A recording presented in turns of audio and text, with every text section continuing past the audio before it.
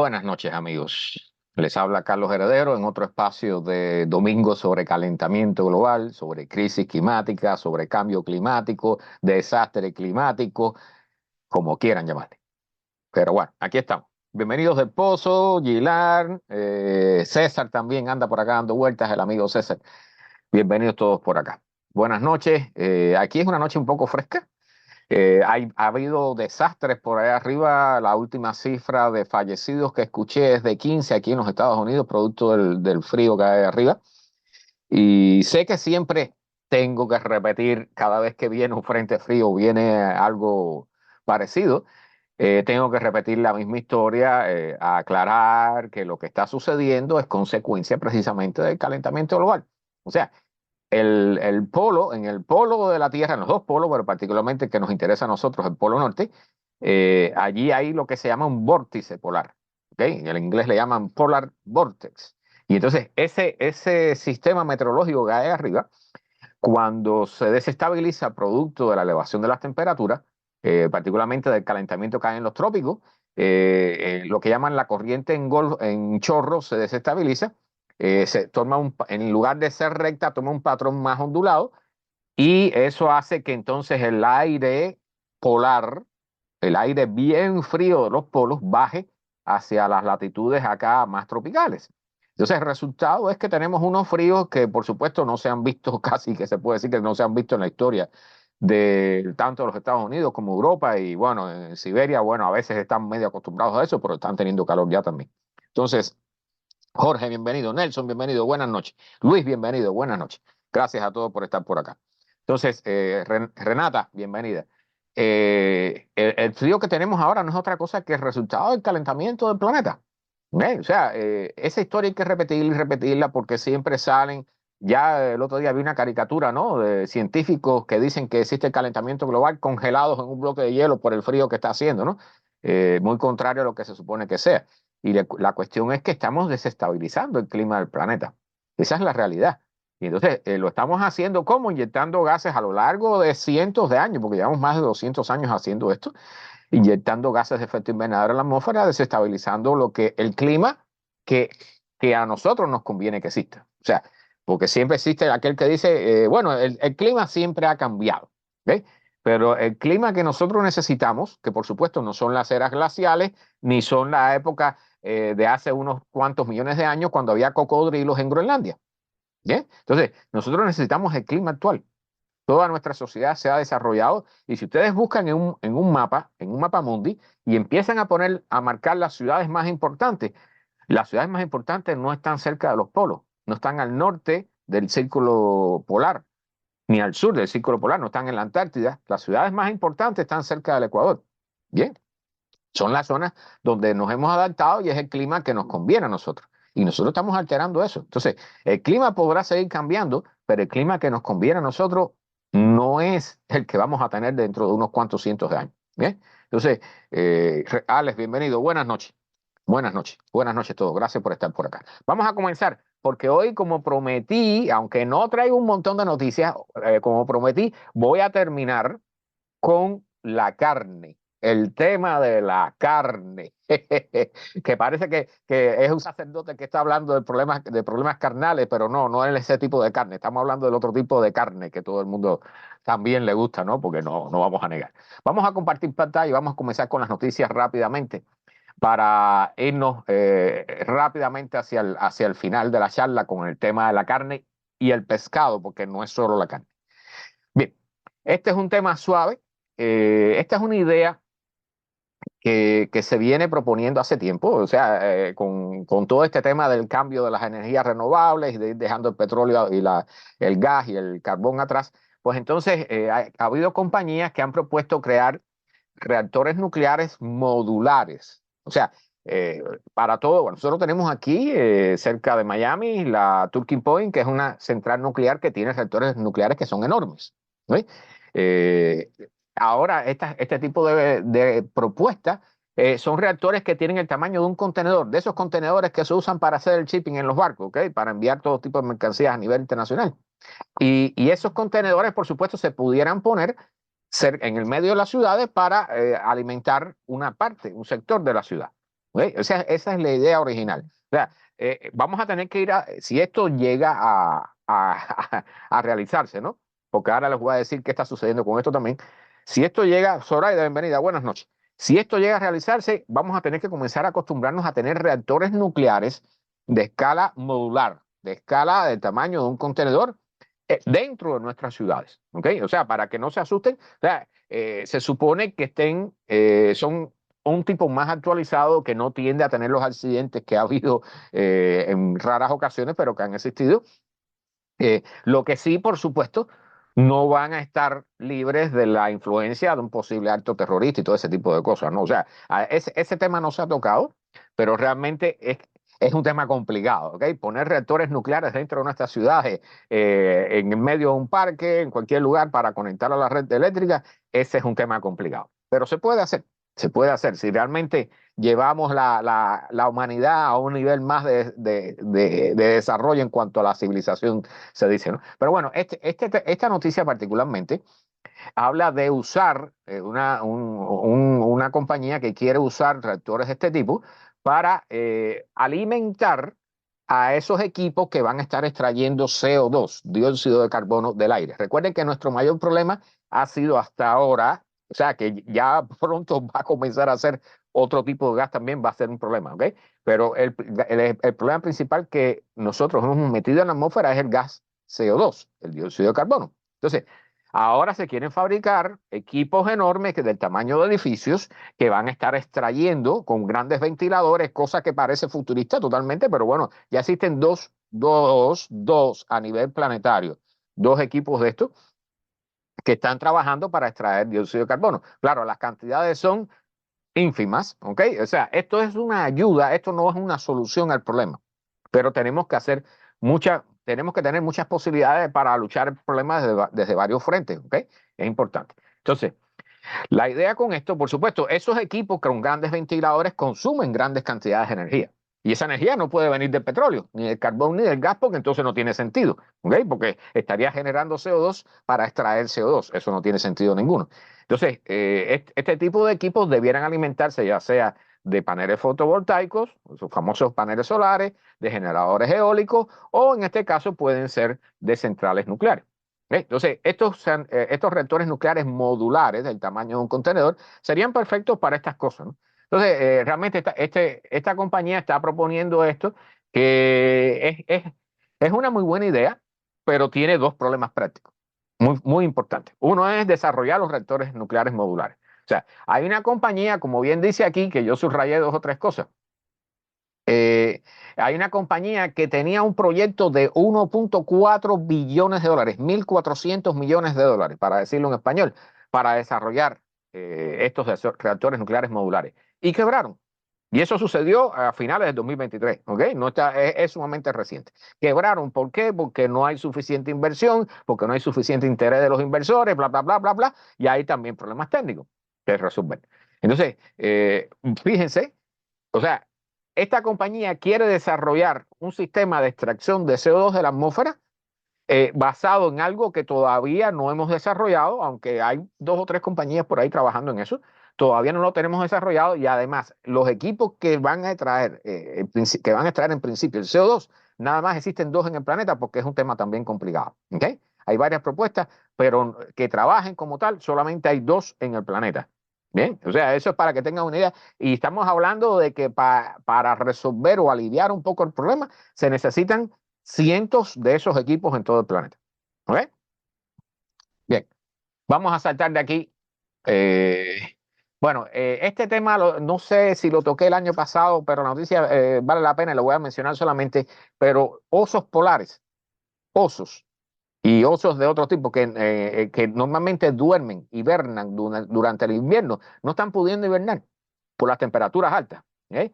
Este se lo mandé a un amigo que precisamente anda posteando cosas porque hace mucho frío y después dicen que el calentamiento global. No, ahí está. O sea, hay pruebas en todos lados. Osos que andan medio dormidos por allí porque han puesto o sea, ya su cuerpo está en estado de hibernación supuestamente y entonces tienen que andar despiertos porque no pueden estar dormidos porque no hace calor. ¿Ok?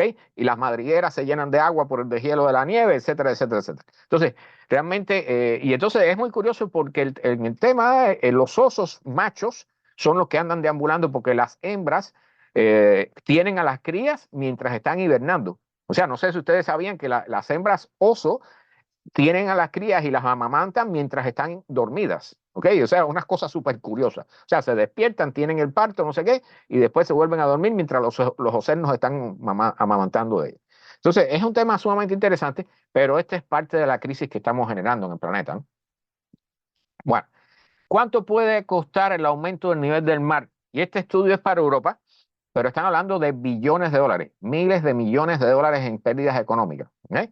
Eso es solamente por la elevación del nivel del mar. Recuerden que yo les he hablado, y aquí al final vamos a tocar ese tema, les he hablado que Europa actualmente está calentándose a nivel de 2 grados. Recuerden que el Acuerdo de París hablaba de 1,5, ¿ok? Pero ese 1,5 es a nivel planetario.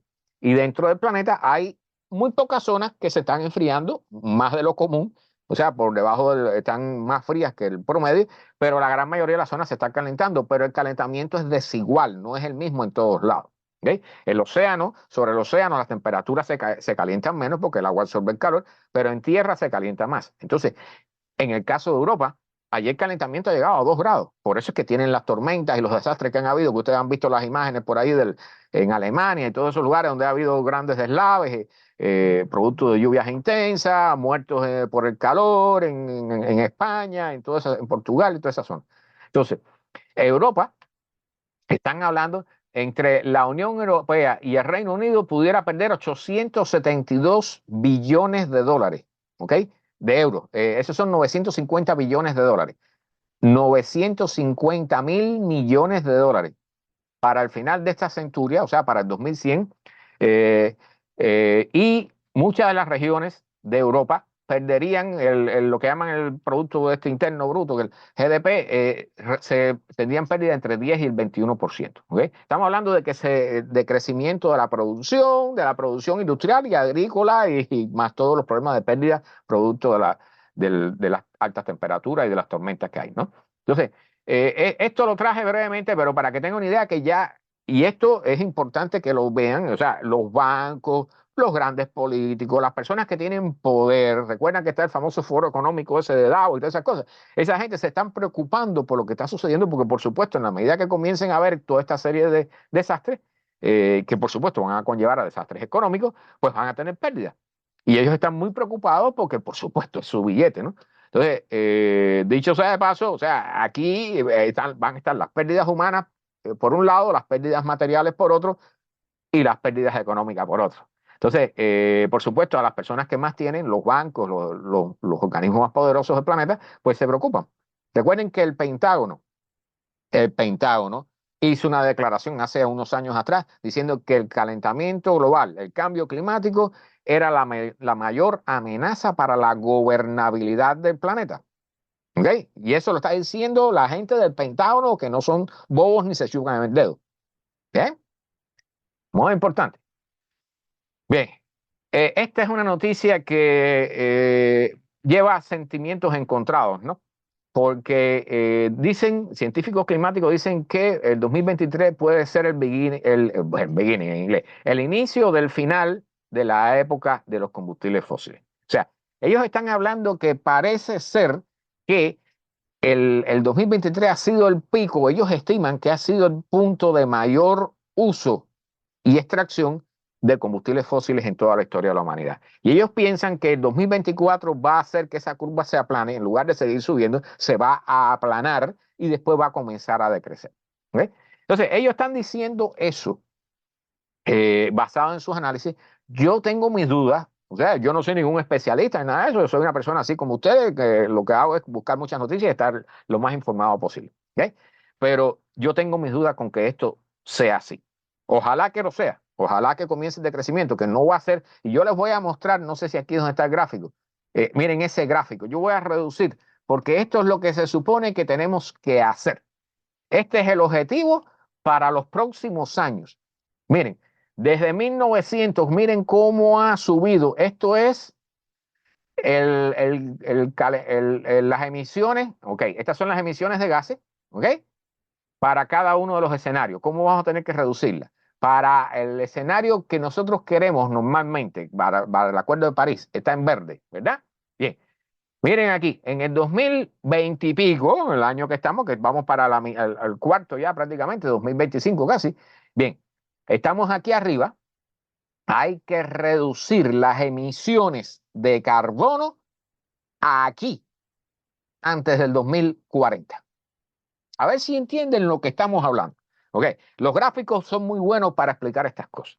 ¿Okay? Si nosotros hasta ahora, imagínense que hasta la semana pasada o hasta hoy hemos estado a este nivel, como en cuestión de 20 años vamos a estar aquí abajo.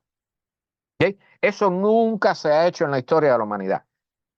A ver si entienden de lo que estamos hablando, de la magnitud del problema. ¿Okay? Entonces hay diferentes, dicen que si nos vamos por el azul más oscuro, vamos para 2 grados de calentamiento. ¿Okay? Entonces, eso que sería, por supuesto, para el 2070, el punto donde redujéramos a cero prácticamente, a lo que llaman el net cero, o sea, el consumo de petróleo y combustibles fósiles y la generación de gases de efecto invernadero producto de ellos, llevarla prácticamente a cero en el 2070. Eso nos llevaría a un calentamiento de 2 grados, que es el que tiene Europa ahora. ¿Ok? Importante. ¿Ok? Si el nivel del planeta está a nivel planetario, estamos a 2 grados, Europa no va a tener 2 grados, va a tener ¿cuánto? Posiblemente 4. ¿Ok? 3, 4 grados. Entonces, ya pueden tener una idea de la magnitud del problema, ¿no? Por aquí había, creo que otro gráfico, pero este prácticamente no me interesaba. La cosa es que yo tengo mis dudas de que esto pueda ser así. O sea, si realmente la humanidad resolvió un problema, entre comillas, el famoso agujero de la capa de ozono. ¿Recuerdan aquello? Que resolvimos el problema bastante bien.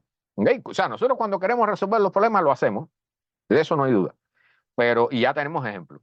Pero este tipo de cosas nunca las hemos enfrentado en la historia de la humanidad.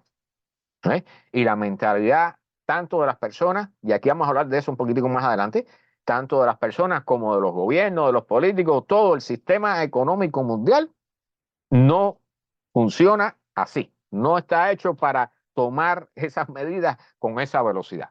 No está diseñado para eso. El sistema económico mundial está basado en el crecimiento perpetuo, en el aumento continuo del consumo de recursos y de la producción de bienes materiales y de todo tipo. ¿Ves? Y el aumento de la población, dicho sea de paso. Entonces, esto es un reto como nunca ha tenido la humanidad. Y si lo llevamos a nivel de universo, pues posiblemente es el reto mayor que pudiera tener cualquier civilización en cualquier parte del universo. ¿Bien? Acaban de descubrir una nueva fuente, y esto, Pozo, escucha esto, una nueva fuente de emisión de dióxido de carbono hacia la atmósfera. Particularmente este es en el caso de los océanos. O sea, aquí están hablando de los barcos, estos rastreros que tienen esas redes que dicen, por lo que veo aquí, pueden tener kilómetros de largo a veces, esas redes que arrastran por el fondo del océano, del mar, para sacar peces y todo lo que encuentran por ahí. Eso acaba con la quinta y con los manos. ¿Sí? Ese tipo de redes, cuando se arrastran por el fondo del mar, eso altera, levanta todo eso, es como si lo arañara, ¿no? Y todo ese material que está levantando es carbono que lleva acumulado en el fondo del mar muchos años y debiera permanecer allí. ¿Okay? Entonces, lo que han descubierto los científicos es que este arrastre altera el fondo de tal forma que provoca la salida del dióxido de carbono. Y dice, una parte de ese se queda en el océano, pero 9 años después, ese dióxido de carbono comienza a salir del océano hacia la atmósfera.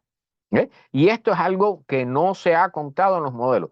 O sea, repito, imagínense que nos están diciendo que las cosas están feas para el futuro y seguimos descubriendo cosas que no hemos tenido en cuenta para decirnos que las cosas están feas. ¿Okay? Lo cual quiere decir que las cosas van a estar más feas que feas. ¿Eh? Entonces, dicen que la cantidad de carbono liberada por este efecto de rastrillar el fondo del mar está estimada cada año como el doble de las emisiones anuales de toda la flota pesquera del planeta, que son 4 millones de barcos. ¿Okay? O sea, para que tengan una idea, o sea, unos pocos barcos arrastrando estas redes generan el doble de dióxido de carbono que toda la flota pesquera del planeta entero. A ver si tienen idea, entienden correctamente de lo que se está hablando. O sea, cosas que no hemos incluido en los cálculos y miren la magnitud de esto. ¿Ok? Bueno, recuerden que al final vamos a hablar de la carne, que ese es el tema sacrosanto. Y ahí vamos a tocar, entre otras cosas, porque no se toca ese tema. ¿Eh? Bueno, este es un tema preocupante. Los ríos de Alaska, y por supuesto, tarde o temprano, si no lo son ya, los de Canadá y en Siberia. Bueno, nadie habla de eso porque Siberia es Siberia y es Rusia. Los ríos de Alaska se están poniendo de color naranja. Y para aquellos, yo sé que los que vean esto en forma de podcast no lo van a poder ver, pero miren, yo tenía otra foto, esta no la tiene, pero bueno, hay otro, yo tenía una foto, aquí está. Miren el color, eso es agua. Ese color naranja que parece óxido de hierro, eso es agua, el agua de ríos en Alaska. ¿Okay? Para que tengan una idea de las cosas que están sucediendo en el planeta y que no se mencionan en la prensa común o que están en la prensa común pero que las personas no la ven porque están en la quinta página del diario o metidas atrás, bien lejos de donde la gente revisa las noticias. ¿Okay? O sea, no tenemos la menor idea. O sea, los científicos están trabajando en esto, pero no tenemos la menor idea de por qué esto está sucediendo. Hay dos explicaciones, yo las marqué por acá, a ver dónde están. Una es que, o sea, indudablemente parece haber hierro, porque ese color tiene que ver con el hierro. Piensan que algunos ácidos procedentes de ciertos minerales están liqueando, ¿no? Hierro, están liberando hierro, son desde las rocas, y cuando esos sedimentos chocan con el aire, salen ya al aire, pues se oxidan y es hierro oxidado, ¿no? Y coge ese color tan fuerte. Para aquellos que están escuchando el podcast, bueno, ya tienen una idea del color, es color óxido de hierro, ¿no? Y la otra teoría, bueno, también tiene que ver con todo esto, ambas tienen que ver con el derretimiento del permafrost, que es suelo congelado por más de 2 años. ¿Ok? Pero el suelo que tenemos congelado en Alaska, en el norte de Canadá, en Siberia, toda esa zona, eso lleva congelado decenas y cientos de miles de años sin descongelarse. Ahora se está descongelando. Y las reacciones que están ocurriendo debajo de ese hielo que se está descongelando, nosotros no tenemos idea.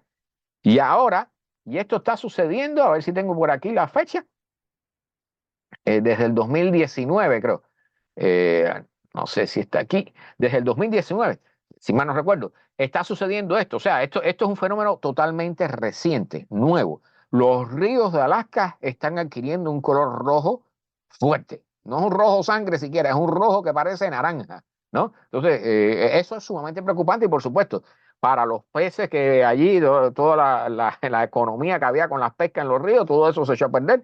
El agua esa, por supuesto, para el consumo humano y para la industria y para todo, imagínense los problemas que puede traer, ¿no? Y eso es un fenómeno nuevo, ¿ok? Lleva funcionando 5 años más o menos. Sumamente preocupante. Este señor, yo no sé si... Ok, si pueden escucharlo. Este señor es un granjero en Wisconsin y está diciendo, normalmente en esta época del año yo estoy aquí parado en la nieve y las vacas no pudieran comer hierba. Y miren cómo está eso. Voy a volver a... never saying this is a worst case scenario. I'm worried that we're going to have kill off of the pastures, kill off of the trees because O sea, está muy preocupado porque ven el clima parece normal, ¿ok? Independientemente de los problemas que ha habido hoy. O sea, esto evidentemente fue antes del polar vortex que bajó, pero las vacas están comiendo hierba como si fuera en verano y estamos en invierno. Y el hombre es un grajero, dice, yo nunca he visto esto, estoy sumamente preocupado, esto no luce bien, esto no luce bien, por supuesto que no luce bien, o sea, luce mal, ¿ok? Bueno, el océano el Atlántico Norte, cerca de las Bermudas, está haciéndose más caliente, está calentándose y haciéndose más ácido en los últimos 40 años. O sea, esto es un ciclo de observaciones que se han hecho durante 40 años. Aquí ven, estas son botellas que bajan a la profundidad y se van abriendo cada una de ellas a diferentes profundidades y van tomando muestras de agua y luego se cierran. ¿Eh? Entonces, todo este tipo de investigaciones ayuda a los científicos a tener una mejor idea de lo que está ocurriendo. Entonces, importante. O sea, en estos 40 años, particularmente en la última década, se han detectado un, una reducción de los niveles de oxígeno en el océano, una salinificación, o sea, una salinización del mar, del océano, y una reducción de la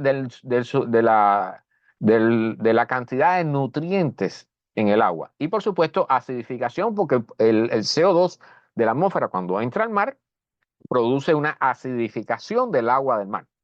¿Right? Entonces, ellos aquí, bueno, analizan un montón de cosas, pero lo más importante es que hay una acidificación comprobada desde 1980 hasta el año 2020, ¿ok? En más salado y con menores niveles de oxígeno. Esto va a conllevar a lo que vamos a ver en la última noticia que les traigo, ¿ok? Que es sumamente importante. O sea, está bien fea, pero es importante conocerla. El estudio está súper interesante. Ellos hablan aquí de los diferentes niveles que hay y todo eso, de salinidad, de acidez y de niveles de oxígeno. Para los que viven aquí en la Florida, me imagino que otras personas, no sé, en Cuba deben haber eventos similares. Aquí en la costa oeste de la Florida suceden estos fenómenos cuando hay boom de algas, ¿no? Que se multiplican las algas de una forma increíble. Entonces se acaban con el oxígeno en el agua. Termina muerto todo lo que hay por ahí, ¿no? Bueno, la inestabilidad, un estudio sobre el cambio climático, la inestabilidad atmosférica se ha incrementado en los últimos 40 años. Inestabilidad atmosférica. ¿Qué quiere decir eso? Las tormentas, los tornados, los huracanes se apoyan en la inestabilidad atmosférica. ¿Y de dónde procede una mayor inestabilidad atmosférica? Procede de un aumento de la temperatura de la atmósfera y de un incremento de la humedad en ella. ¿Okay? Al haber mayor cantidad de agua, recuerden que los huracanes se alimentan del calor latente del mar y toda la humedad que hay alrededor que alimenta el motor del huracán, ¿no? Y eso sucede con todas las demás. Estas lluvias enormes, catastróficas que estamos viendo, son producto de lo que siempre menciono. O sea, por cada grado Celsius de aumento de la temperatura, hay 7% más de agua, de vapor de agua que puede haber en la atmósfera. Por lo tanto, cuando eso se incrementa hasta el punto donde cae una lluvia catastrófica, bueno, no se asombren de eso. ¿Okay? Es el calentamiento global que estamos creando. A ver, aquí analizan un montón de cosas. Estoy acelerando un poquito porque no quiero perder el final de la charla, que es el más importante. Pero todo indica, o sea, ellos indican que indudablemente los niveles de energía en la atmósfera están aumentando y los niveles de humedad en la atmósfera están aumentando. Entonces, ¿qué dicen ellos? Que lo que viene para el futuro, las tormentas van a continuar aumentando en intensidad. ¿Ok? O sea, el hecho de que haya más temperatura implica que hay más energía en la atmósfera. Y ahí, si a eso le sumas mayor cantidad de vapor de agua, pues entonces ya tienes la tormenta perfecta, ¿no? Como le llaman. Entonces, realmente dicen que la atmósfera se ha hecho más inestable entre un 8 y un 32% y más favorable para condiciones de clima severo sobre tierra, sobre todo, y ellos están analizando sobre todo el hemisferio norte, ¿ok? Entre el año 79 y el 1979 y el 2020, ¿ok? Las condiciones, el incremento de las condiciones inestables principalmente resultan por un incremento de la cantidad de humedad y de las temperaturas más altas del aire. ¿Ve? O sea, para que no piensen que el incremento de la temperatura es algo que va a estar ahí, se va a calentar un poquito y ya, ¿no? O sea, eso incrementa la cantidad de energía en todos los frentes. Bien, cientos, no, miles de ciudades en los Estados Unidos pudieran estar en el punto de transformarse en pueblos fantasmas para el año 2100. ¿Eh? Y este estudio no solo analizó ciudades de los Estados Unidos, también analizó ciudades, o sea, cuando comenzaron, ellos hicieron un experimento con un par de ciudades y cuando vieron que resultados más interesantes les daba, comenzaron a poner más ciudades dentro del estudio y ya han puesto varias ciudades también alrededor del mundo. ¿Okay? Marco, bienvenido, buenas noches. Buenas noches, gracias por estar por acá. Resulta que lo que están planteando es que ellos aquí, por ejemplo, en Estados Unidos, 30.000 ciudades pudieran enfrentar algún tipo de decline en la población, perdiendo entre el 12 y el 23%, y estamos hablando, recuerden que esto es un estudio hasta el año 2100. ¿Okay? O sea, nosotros estamos ahora en el 24, o sea, prácticamente en 75 años, la población, 30.000 ciudades de los Estados Unidos pudieran perder entre el 12 y el 23% de la población. ¿Qué tienen en cuenta también en este estudio? El aumento de la edad promedio de la población, el envejecimiento de la población. O sea, hay varios factores que están influenciando aquí. Recuerden que también las ciudades, muchas ciudades, sobre todo la costa este, las que se analizaron más, pero también en la costa oeste, se están hundiendo. Y eso favorece las inundaciones. Los huracanes que antes golpeaban muchísimo aquí, están comenzando a golpear Nueva York, por ejemplo, ¿okay? Toda la costa este hacia arriba de los Estados Unidos. Entonces, son un montón de factores que van a comenzar a golpear las ciudades. Entonces, están hablando aquí del famoso movimiento poblacional producto del clima, ¿ok? La migración climática. Todo eso lo han tenido en cuenta en este estudio y dicen ellos que, o sea, no es que las ciudades se vayan a abandonar completamente, pero sí va a haber una reducción significativa en la cantidad de habitantes y un envejecimiento, por tanto, porque los que más se van son jóvenes, ¿ok? Los que más se van a ir son los jóvenes. Y va a haber un envejecimiento radical en muchas de estas ciudades. Eso va a incluir, por supuesto, cuando tienes ciudades con mayor cantidad de personas que están en tercera edad, pues entonces tienes una reducción en los servicios porque ¿quién trabaja? ¿Okay? O sea, no alcanzan las personas jóvenes, no alcanzan para cubrir toda la mano de obra que hace falta para los problemas de salud, atender a las personas de edad avanzada y para, por supuesto, generar recursos para alimentarse todos y todo tipo de otros recursos. ¿Okay? Entonces, este estudio está sumamente interesante. Dicen, actualmente 43% de las ciudades de los Estados Unidos, y esto no se ve en la prensa normal, o sea, no es algo que se vea en el día a día, que te lo digan en los noticieros de por la mañana o de las 8 de la noche. El 43% de las ciudades de Estados Unidos están perdiendo residentes y dicen que en la medida que avance la centuria, o sea, que nos vayamos acercando hacia el 2100, dependiendo del modelo climático o el escenario climático analizado, hasta el 64% de las ciudades pudieran ver un decline para el 2100. ¿Okay? Un decline en la cantidad de personas. Esto, por supuesto, va a reducir la calidad de vida, va a traer un montón de problemas. Y esto es uno más de los problemas que van a estar golpeándonos en la medida que vaya avanzando este siglo. ¿Okay? Importante. Groenlandia ha perdido más hielo del que inicialmente se pensaba. ¿Okay? Entonces, este estudio lo que hace, porque hasta ahora los análisis se han hecho con el hielo que está sobre tierra, ¿okay? Pero el hielo que está en la costa, ahora se han hecho estas observaciones con satélites, y entonces los estudios previos estimaban que la pérdida de hielo en Groenlandia había sido de 5.000 gigatoneladas de hielo. ¿Okay? Ahora, esta gente han agregado 1.000 gigatoneladas más. ¿Okay? Imagínense agregar un 20% más. O sea, realmente estamos hablando de algo serio, de algo serio.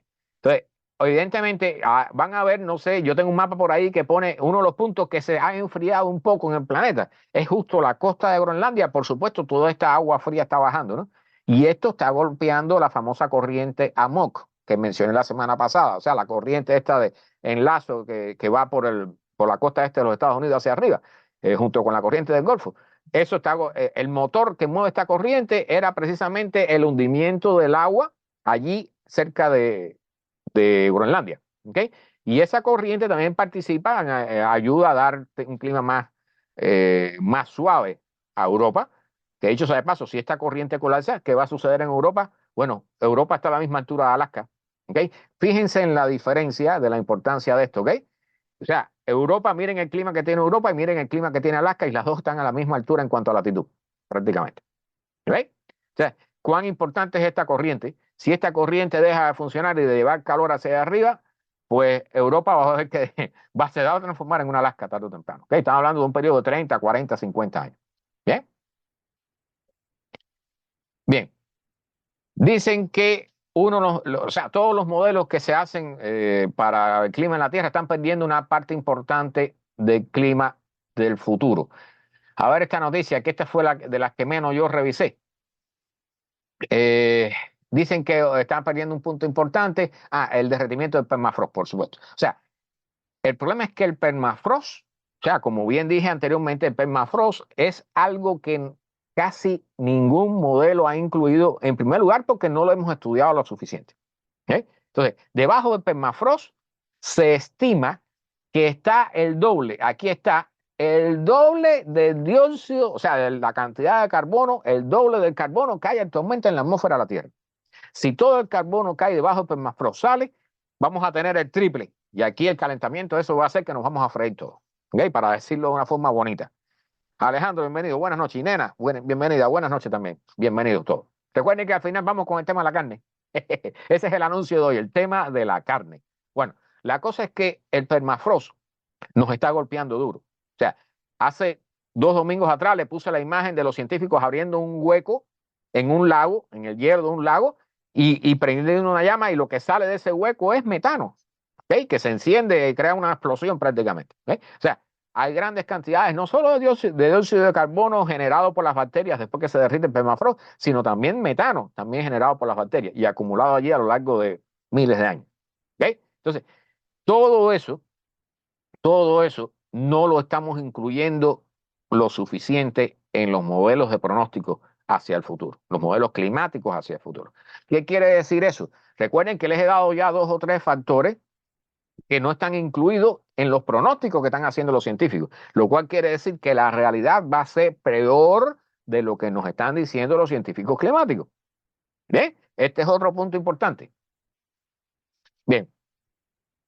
Este es en Alaska. Recuerden, bueno, hablé de que los ríos se estaban poniendo de color rojo o naranja, ¿no? Desde el año 2019 para acá, en Alaska. Eso es increíble. Y aquí también está la afectación de los ecosistemas en Alaska. ¿Okay? Particularmente están hablando aquí de los peces, situaciones por producto de temperaturas. Dicho sea de paso, o sea, muchas personas no saben, busquen imágenes de lo que está sucediendo a las poblaciones humanas de Alaska. O sea, personas que están teniendo que abandonar sus casas, ya sea porque si vivían cerca de la costa, como se ha derretido el suelo, el permafrost se ha derretido, las casas pierden los cimientos y o caen hacia el mar o se desbaratan porque no tienen una base sólida. ¿Okay? Edificios, las pistas de los aeropuertos, las autopistas por donde transitan los automóviles, ya parecen eso un roller coaster, un parque de diversiones, ¿no? Porque todo el apoyo, el suelo deja de ser firme porque se está derritiendo. ¿Bien? Entonces aquí están hablando, este es un punto importante, todas las condiciones que hay para los peces, el tema del plancton que voy a tocar un poquitico más adelante. ¿Bien? Y esto que son el bacalao, están hablando de casos de especies muy específicas. Dicen ellos que las especies, o sea, las aguas del estrecho del mar de Bering y todo el borde ese de Alaska produce más de la mitad del pescado que se pesca, para decirlo así, acá la redundancia, en Estados Unidos. ¿Okay? Más de la mitad del pescado que se consume en los Estados Unidos o que se exporta procede del mar de Bering o las afueras de Alaska.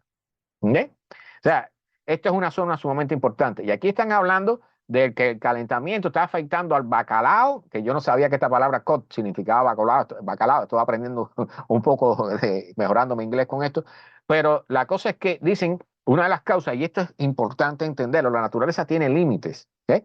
Dicen que el bacalao del Pacífico tiene un rango de temperatura muy estrecho para que sus huevas puedan salir, para que puedan llegar a término. ¿Okay? Por lo tanto, dicen que el rango es entre 3 y 6 grados, me imagino que sea Fahrenheit, no está anclado aquí, pero debe ser Fahrenheit. ¿Okay? O sea, si se sale de ese rango la temperatura del agua, los huevos ya no salen, se mueren. ¿Okay? Entonces aquí hablan de otras especies también, pero el golpe, excepto hay 2 o 3 especies, Hay un montón de especies que están declinando. Recuerden que di la noticia hace 2 o 3 domingos atrás de la captura de cangrejos, que han tenido que cancelar por segundo año consecutivo la pesca del cangrejo de la nieve, que le llaman, cangrejo nevado, porque 10 billones de ejemplares, 10.000 millones de cangrejos desaparecieron así prácticamente, ¿okay? De un año para otro.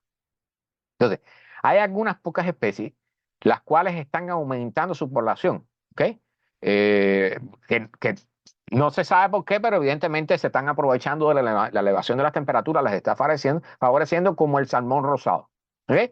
Y aquí hay varios análisis más sobre, particularmente dicen que ciertos tipos de mariscos que generan toxinas paralizantes, ¿ok? Y encontraron niveles 47 veces superiores a los que son saludables, que son aceptables para el consumo humano, ¿ok? De estas toxinas. 47 veces superiores. O sea, el aumento de las temperaturas también, por supuesto, va a afectar la calidad. No solo le va a reducir el número, sino que va a afectar también la calidad de lo que estemos capturando. Bien, esta es una noticia para entretenernos un poco. Esta gente en Islandia, realmente ellos son expertos en esto, ¿no? De obtener energía a partir de los volcanes. Pero ahora por primera vez han dado, porque se dice que los científicos hasta ahora no tenían formas de hallar, no habían logrado, no son muy buenos buscando, con exploraciones subterráneas, buscando cámaras magmáticas, cámaras donde haya magma, tierra derretida, ¿no? Rocas derretidas, para aprovecharla en forma de energía. Y ahora por casualidad descubrieron una en una perforación que hicieron. Y entonces ahora quieren hacer 2 túneles allí para tratar de usar ese calor para generar electricidad y energía, ¿no? Y calentar casas y todas esas cosas. Esta gente en Islandia son sumamente inteligentes, ellos y son expertos en eso, ¿no? No quiere decir que no vayan a meter la pata, pues accidentes puede haber en cualquier parte, ¿ok?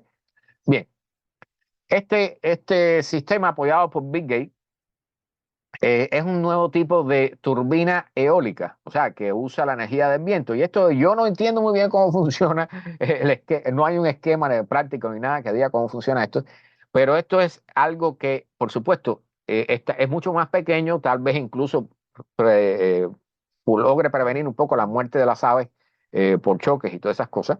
¿Okay? Pero este sistema parece ser que pudiera llevar a que pudiera no solo ser exitoso, sino que pudiera generar y reducir a 1/4 parte el costo de la energía eólica. O sea, aquí están los datos. Las turbinas estándar normales, esas turbinas con grandes hélices que se ven en todas las películas actualmente, ya en todos lados, y que Texas está lleno de ellas, dicho sea de paso. Una turbina de 2,5 megawatts cuesta $2.1 millones. ¿Ok? Sin embargo, este tipo de turbinas que están proponiendo esta compañía le llaman Heirloom, ¿ok? Y pudiera costar solamente $225.000 por 2.5 megawatts. O sea, comparen de 2 millones a 225.000, o sea, eso es menos de un cuarto. Entonces, dicen que ellos quieren llegar a crear un sistema eólico de esto que pudiera generar 20 megawatts y que pudiera costar menos de $6 millones. Alrededor del 25% de un costo normal de estas cosas. Entonces, dicen que esta prueba que están haciendo es de 500 pies de largo, pero ellos quisieran hacerla, o sea, no, a ver, por aquí estaban las cifras. Se me perdió la cifra, 1.200 pies creo que eran el largo. Pero realmente, o sea, es un sistema raro, pero ojalá que sigan desarrollando cosas así, que aunque sean raras, pero que sean mucho más eficientes y mucho más baratas para acelerar el cambio a las energías renovables. Este es un caso sumamente importante de explicar. ¿Okay? Un señor de estos que que favorecen las teorías conspirativas, y particularmente en este caso las teorías conspirativas relacionadas con el calentamiento global, él decía que el gobierno, y este es un canadiense, o sea, recuerden que el año pasado los incendios en Canadá, no sé si a estas alturas siguen todavía, no he revisado el mapa, los incendios forestales en Canadá han batido récords, ¿ok? Y lo van a continuar haciendo. Pero este tipo de personajes, este señor decía que estos incendios eran creados adrede por el gobierno de Canadá para obligar a la gente a creer en el cambio climático, en el calentamiento global. Resulta que el señor que estaba prendiendo fuego era él, ¿ok? Entonces, este señor Aquí va, bueno, yo espero que vaya para la cárcel por buen tiempo. A él acaba de declararse culpable de 14 incendios, pero dicen que han sido más, están seguros que son más, pero no tienen pruebas fehacientes de ello. ¿Cómo encontraron al personaje? Bueno, hubo reportes por parte de las personas que vivían en los alrededores de estos pueblos, que dicho sea de paso, en estos incendios en Canadá han tenido que evacuar pueblos de hasta 20,000 personas. ¿Ok? Entonces, hubo un pueblo aquí de 500 personas que prácticamente se quemó completo, pero sí comenzaron a ver este auto de este señor en los alrededores donde ocurrían los incendios, y entonces la policía obtuvo un permiso para ponerle un tracker, un tracking GPS, un GPS para seguir el automóvil. Y el hombre, donde quiera que surgían incendios, había estado el señor ahí. ¿Okay? Entonces, por supuesto, lo cogieron preso y ahora se ha declarado culpable de 14 incendios. ¿Okay? Nada más y nada menos. ¿Okay? Un señor de lo que en las redes sociales, porque tenía redes sociales, Facebook, todo ese tipo de cosas, le echaba la culpa al gobierno de que estaba haciendo los fuegos de forma deliberada para hacer creer a la gente en el cambio climático. ¿Okay? Importante, cuando ustedes vean esas cosas, porque bueno, aquí tratamos de darles la noticia desde el punto de vista científico, ¿no? Pero cuando ustedes vean personas diciendo ese tipo de cosas, tengan en cuenta estas cosas que son capaces de hacer para probar sus puntos, ¿ok? Bien. Esto, cada vez que hablamos del tema del plástico, sale algo peor, ¿verdad? Hemos hablado de que todas las semanas consumimos, ya sea mediante el agua o la comida, el equivalente a una tarjeta de crédito en plástico, y todas las semanas respiramos el equivalente a una tarjeta de crédito en plástico por nuestra nariz. Bien. Bueno, ahora dicen que los científicos que han hecho este estudio van a dejar de tomar agua en botella plástica. El agua embotellada que viene y que todo el mundo compra por botones. ¿Ok?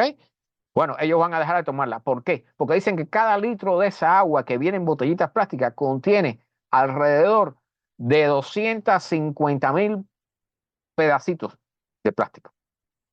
250,000 microplásticos o nanoplásticos. Ellos están hablando aquí particularmente de nanoplásticos, ¿ok? Y el 250,000 es un promedio. Dicen que ellos contaron en diferentes marcas de las que se venden normalmente en los supermercados. Bien, entre 110,000 hasta 400,000 pedacitos de plástico por cada litro de agua que vienen en estas botellitas de plástico. Así que, importante, buen consejo. Cómprense una botella rellenable de esta que guardan en el frío por mucho tiempo, que es la que yo uso en el trabajo, y rellénenla.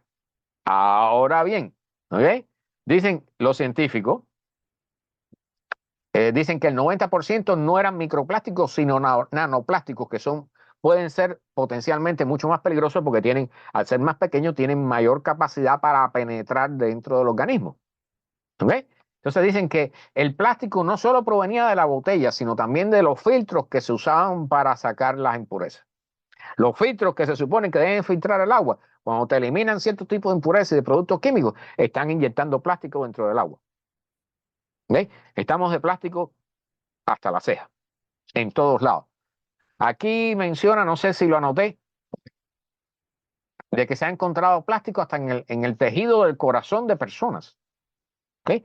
En los músculos del corazón. Recuerden que se ha encontrado plástico en la leche materna, en la placenta humana.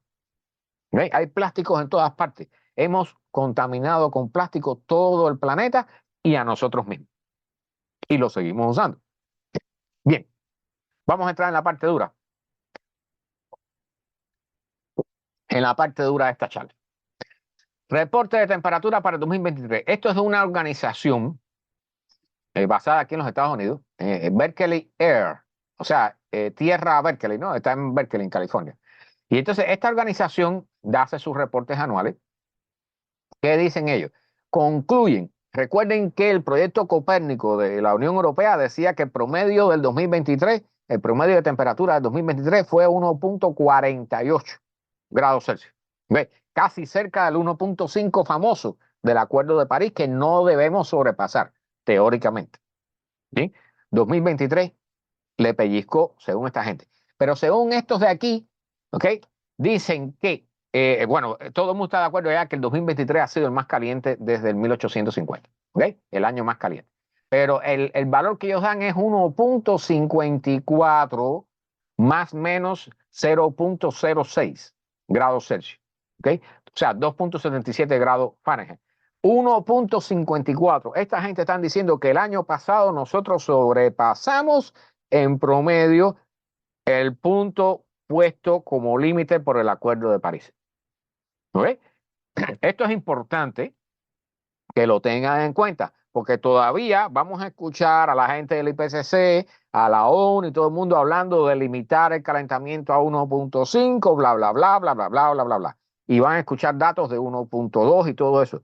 Pero lo que están diciendo estos organismos que se dedican a esto es que pasamos o nos quedamos muy cerquita o nos pasamos un poquito del 1.5 famoso. ¿Sí? Esto es una muy mala noticia porque imagínense, si usted le dice que usted tiene que correr 100 metros y cuando usted llega a la pista y corre los 100 metros, le dicen, no, no, ahora tienes que correr 100 metros más. Ya te cansaste porque entregaste tu energía anteriormente. O sea, los límites, poner límites, también genera un efecto mental donde las personas dicen, bueno, si ya pasamos en 1.5, ¿qué sentido tiene seguir luchando? ¿Okay? Entonces, los límites a veces pueden ser peligrosos, pueden ser negativos. ¿Okay? Ponernos límites es importante para lograr metas, pero si pasamos la meta, entonces, ¿qué? Entonces, esto no está nada bien. Este artículo, aquí, déjenme reducir la escala para que puedan verlo perfectamente en sus pantallas. Este gráfico, miren aquí, por supuesto, todo el efecto desde 1850 hasta el 2023. Las temperaturas, por supuesto, como han ido subiendo. Estas barritas negras que tiene cada punto es la inexactitud que asumen los científicos, ¿no? El rango posible de falta de exactitud. Fíjense cómo en los inicios la exactitud es poca, pero después esas barritas se han ido recortando y ya estamos. Y aquí, en 2023, sobrepasamos el 1.5. O sea, miren ese pico. Ese pico tiene varias causas, ¿ok? Pero lo importante es que sucedió. Y evidentemente vamos por un muy mal camino, vamos por un muy mal camino y no se está diciendo lo suficiente. Seguimos con el modelo de como siempre hacemos todo, el mismo, como dicen, business as usual. O sea, seguimos haciendo los negocios como siempre, como si nada estuviera pasando. Y va a llegar un momento en que va a existir un límite. ¿Okay?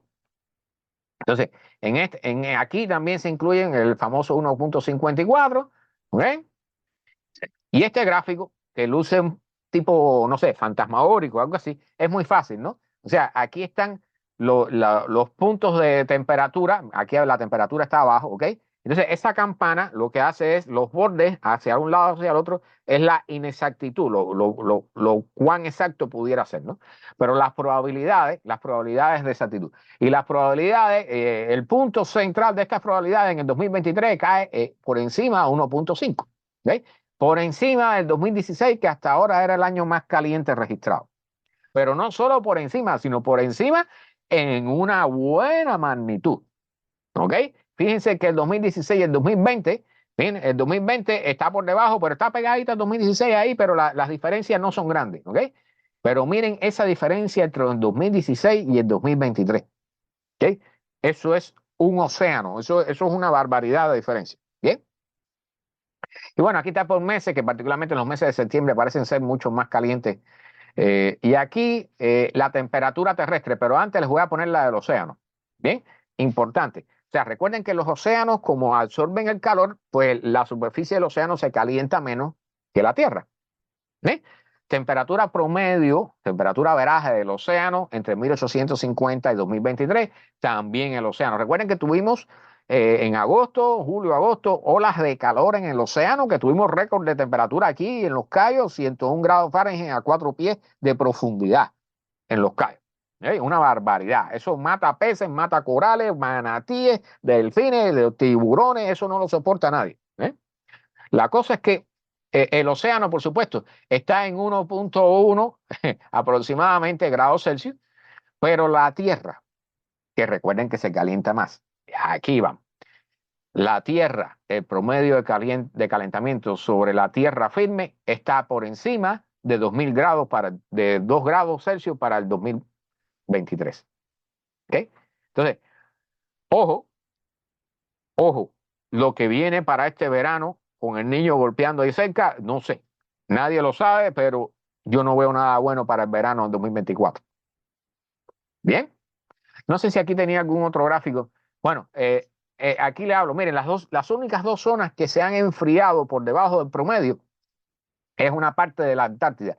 Una parte de la Antártida, la parte oriental de la Antártida. ¿Ok? Miren eso.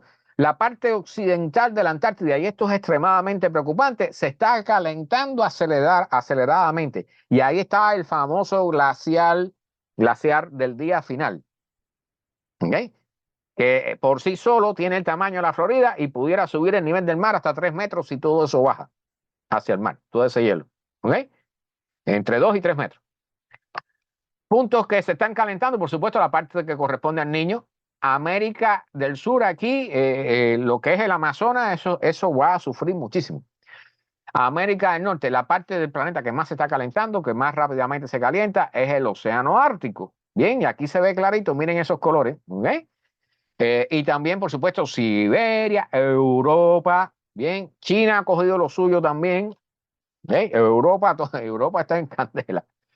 Y entonces, no sé si había otro aquí, bueno, los rankings de temperatura, esas cosas, que obviamente ahí se ven los puntos bien feos, ¿no? Que evidentemente aquí nosotros estamos incluidos en un polo de esto, aquí en la Florida. Bueno, no sé si quiero agregar algo aquí, esto también es en la segunda parte del año, fíjense cómo se pone más oscuro el Ártico, ¿no? Y bueno, el famoso parte que todavía se está enfriando en Groenlandia, que evidentemente debe ser resultado de hielo, ¿no? Aquí, en esta parte. Bien, vamos allá. Vamos a la parte, dos partes más interesantes de esto. Bien, esto aquí, comienzo con esto porque plantea un análisis de los veganos, los vegetarianos, diciendo, bueno, cuánto es la energía que se consume para una vaca o para una persona que es vegetariana y cosas por el estilo. Y entonces dicen, de acuerdo a cierta tabla que publicaron, con un acre de terreno cultivado, puedes mantener 0,4 personas. Eso quiere decir que para mantener una persona durante un año, tú necesitas la producción agrícola de 2,5 acres de tierra por persona. ¿Ok? Ahora, en Japón, y eso aquí en los Estados Unidos, porque aquí se consume muchísimo, ¿ok? Aquí se desperdicia muchísimo comida y se desperdicia energía y se desperdicia de todo. Bueno, en Estados Unidos 2,5 acres, en Japón para mantener o sea, 2,5 para mantener una persona aquí. En Japón mantendría esa misma cantidad de terreno, 2,5 acres, hasta 6 personas y media. ¿Ok? Son mucho más eficientes. Por supuesto, ellos lo son porque lo necesitan serlo también, ¿no? Porque viven en una isla. ¿Bien?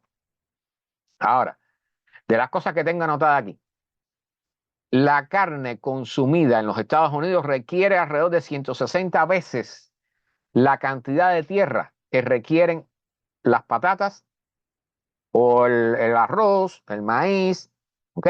Para obtener el mismo número de calorías. ¿Ok? Por ejemplo, se repite también 160 veces comparado con las papas, 8 veces comparado con el trigo, 11 veces comparado con el arroz, ¿ok? O sea, la carne requiere mucha mayor energía para producirse.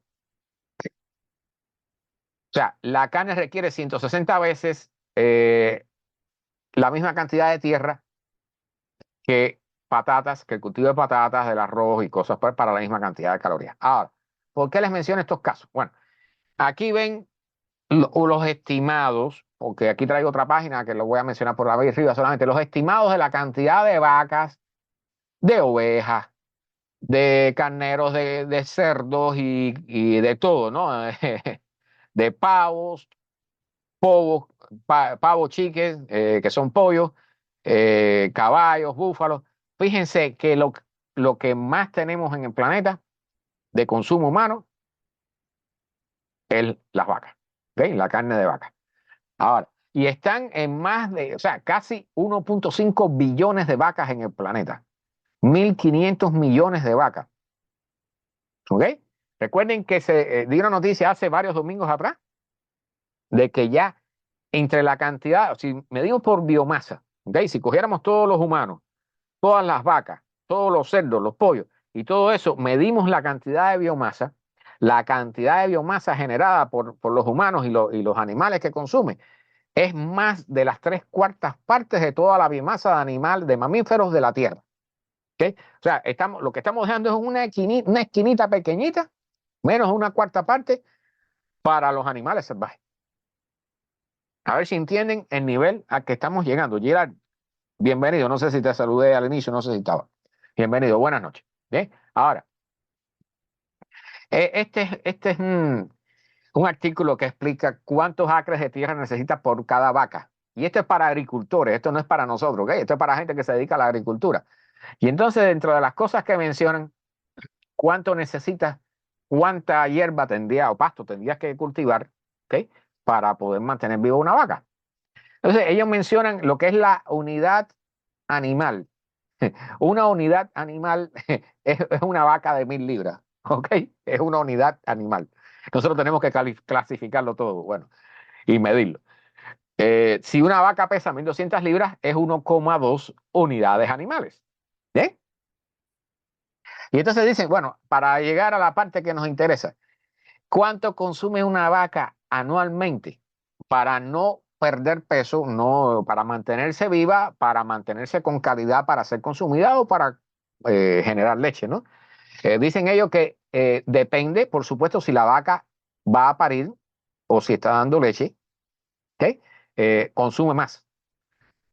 Pero la cosa es que por cada vaca, tú necesitas, si vas a alimentarla con estos famosos rollos que se ven en las películas o que se ven aquí, a veces que yo he visto traérselo aquí a las vacas, que dicen que son bastante caros, no sé cuánto cuestan. Estos rollos, una vaca necesita 7,3 de estos rollos por cada año. Cada año se come esto. Y eso son 5,5 toneladas de hierba, de pasto. 5,5 toneladas al año de pasto. Cada vaca, cada vaca. ¿Ok? Ahora, ¿cuánto terreno? Ellos hablan aquí, bueno, de lo que se necesita, ¿no? Si, o sea, el que va a colectar el pasto va a tener una eficiencia del 70% porque hay parte del pasto que después que se corta, se vuela con el viento o se queda en el campo tirado, ¿ok? O se vuela en el camión durante el transporte. Bueno, para un 70% necesitarías 10.900 libras, o sea, con 15.600 libras de pasto para al final obtener 10.950 libras, que es lo que alimentaría esa vaca durante un año. ¿Bien? Entonces, dicen que al límite, que eso es muy difícil lograrlo, se pueden crear 4 toneladas por acre. Lo que están diciendo es que para mantener viva por un año a una vaca y saludable, una vaca de 1000 libras, necesitas 2,6 acres de tierra para una vaca, para una vaca. ¿Bien? Lo que nosotros nos comemos entre 2 o 3 familias, lo que nosotros nos comemos en 2 semanas, ¿no? Bueno, la cosa es que si estás creciendo pasto de forma continua, eso va a ir reduciendo su eficiencia. Así que esos 2,6 acres en realidad son un poco más. Aquí están las cantidades de acres. Fíjense la cantidad de vacas. Las cantidades de vacas, el inventario de vacas, de acuerdo a los Estados Unidos y a la FAO, que es la Organización Mundial de Alimentos y esas cosas. Bueno, fíjense que la FAO da un número mayor. O sea, aquí no explican, no encuentran la diferencia de por qué, pero bueno, ahí está la diferencia. ¿Okay? Pero de todas formas, el número de vacas anda por 1000 y pico de millones. ¿Ok? Ahora, vamos a entrar en materia. Y aquí les voy a poner el ejemplo. Este les va a explicar un poco, vamos a tratar de explicarles aquí, por qué el tema de la carne es tan difícil de tratar. ¿Okay? El problema de la carne con respecto al cambio climático. Mecho, bienvenida, buenas noches. Juan Carlos Pimienta, bienvenido, buenas noches. No había visto, no estaba mirando por acá. Vamos aquí con este tema. Esto fue algo que sucedió en Europa. Esto es del 2019, ¿ok? Pero lo uso como ejemplo. Ven, esto es una protesta de granjeros. ¿Ves? Los granjeros que criaban vacas. La cosa es que el gobierno determinó, porque esto es algo que realmente sucede, o sea, para hacer crecer el pasto, tú necesitas fertilizantes. Esos fertilizantes, por supuesto, no son siempre aprovechados por el pasto. Entonces, al final, el problema es que al final todo ese nitrógeno que proviene de allí termina saliendo ya sea a la atmósfera o a los ríos y allí genera amoníaco o nitratos que son perjudiciales para la salud del medio ambiente y para la salud nuestra. ¿Ok? El ejemplo que ponen aquí genera ataques de asma en los niños, por ejemplo. Asma. ¿Ok? Entonces, eso, y por supuesto, envenena también las aguas y todo ese tipo de cosas. La cosa es que este gobierno decidió, el gobierno de Holanda decidió tratar de recortar la cantidad de nitrógeno que entra a la naturaleza, porque nos está envenenando, nos está haciendo daño. Entonces, se enfocaron en los productores de leche y carne, en las vacas, las señoras y los señores que tenían vacas.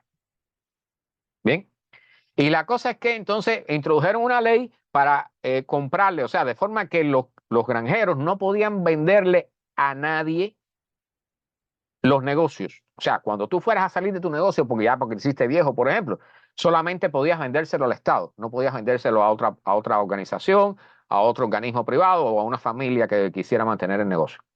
¿Okay? Entonces, el resultado de eso fue que se generó todo un movimiento de granjeros y se aparecieron con 2.000 tractores, bloquearon el tráfico en la capital. Por aquí hay fotos. Aquello fue una debacle, ¿ok? Pero aparte de eso, ¿ok?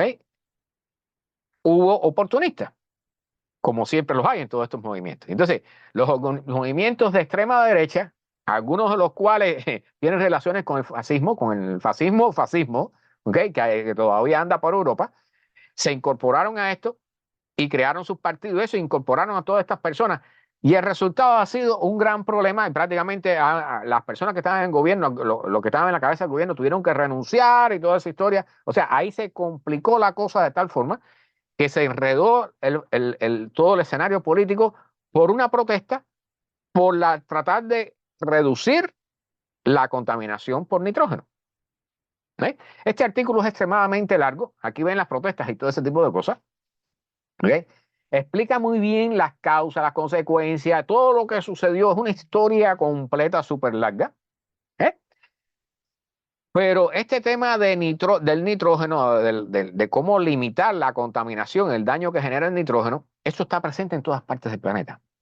¿Okay? Donde quiera que tenemos agricultura, las famosas olas rojas estas de animales muertos en las playas del oeste de la Florida, tiene que ver con esto. ¿Okay? Eso es los fertilizantes que se usan en todos los sembrados de caña de azúcar que hay aquí en el centro de la Florida. Todo eso sale por los Everglades y termina en la costa oeste de los Estados Unidos. Y toda esa marea roja de animales muertos allí por los boom de algas que hay y que se acaba el oxígeno en el agua y todo eso, es producto de la cantidad de fertilizantes que se meten allí. ¿Okay? Entonces, normalmente ese es un fenómeno que sucedía, dicho sea de paso, es un fenómeno natural, pero que está amplificado por la mano del hombre. ¿Bien? Entonces, hablan aquí de que hay otros países que van a tener que hacer lo mismo, pero ¿cómo es el problema ahora? Porque ya eso ha generado una ola de protestas y de un mecanismo tal, un movimiento de personas que ya aplican para la política desde el punto de vista, por aquí hay una foto que lo dice, marqué una cantidad de cosas porque el artículo está súper interesante. Voy a buscar la foto. Le echaron pasto, hierba aquí a los policías que estaban cuidando los lugares donde no querían que estos señores fueran a entrar a protestar allá adentro.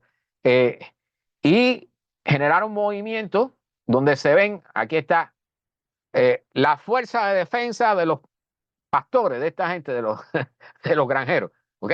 O sea, cosas que, o sea, realmente el final del artículo lo que está explicando, y es una de las cosas más importantes, o sea, cuán difícil va a ser tomar medidas para actuar sobre los problemas que hemos creado. Bueno, hay personas que viven de esos negocios. Entonces, por supuesto, ¿cómo tú vas a lograr? Cuando son dos o tres es fácil, pero cuando tú tienes una gran cantidad, en este caso, por ejemplo, de granjeros, es una parte importante de la población. ¿Cómo tú vas a crear políticas para modificar, para resolver un problema que está haciendo daño y que hay que resolverlo porque ya está en el límite. Y parte importante del aprendizaje de esto, del análisis que se hace, es un problema que se ha estado dejando para resolver después y después y después históricamente. O sea, este problema lleva años, años allí y se ha ido haciendo más y más crítico. Y ya cuando realmente hay que tomar decisiones y tomar acciones porque ya no queda más remedio, entonces, por supuesto, como las acciones son tan radicales, porque ya no queda más remedio, hay que hacer lo que hay que hacer, entonces surgen las protestas y todo este tipo de cosas. Se generan movimientos políticos y todo eso, y allí se arma el problema. Entonces, esto es para la, vamos a decir, en un lugar civilizado, Europa, ¿ok? Entonces, el tema de la carne, ¿cuán mala es la carne para el clima, para el problema climático? Bueno, aquí tienen lo que estamos hablando. La hamburguesa, ¿no? Y cosas por el estilo.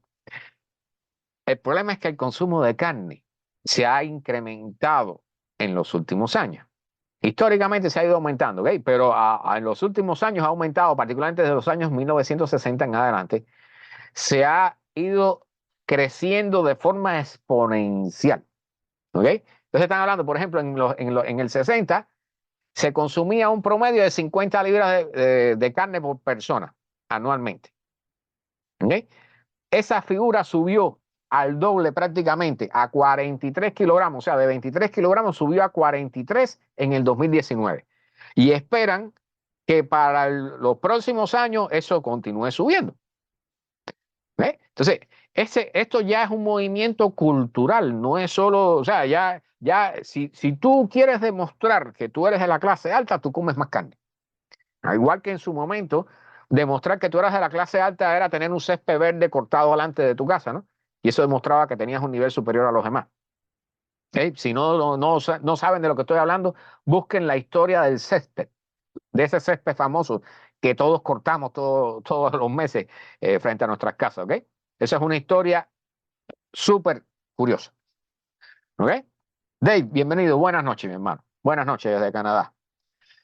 La cosa es que el consumo de carne eh, está creciendo, está aumentando en el planeta.